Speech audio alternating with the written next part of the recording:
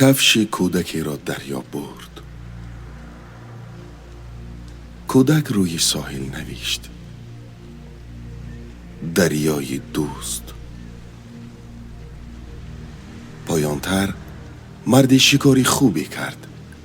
روی میسه ها نوشت: دریای سخاوتمند. بالاتری دریا جوانی را آب غرق کرد. مادرش روی ساحل نوشت: دریای قاتل.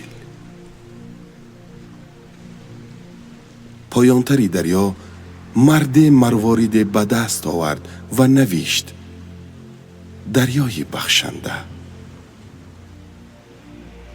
موج این همه نوشته ها را شست و دریا ندا کرد: به قضاوت دیگران اعتنا مکن.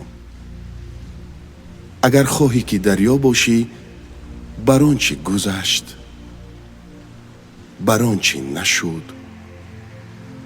بر آنچه شکست غصه مخور.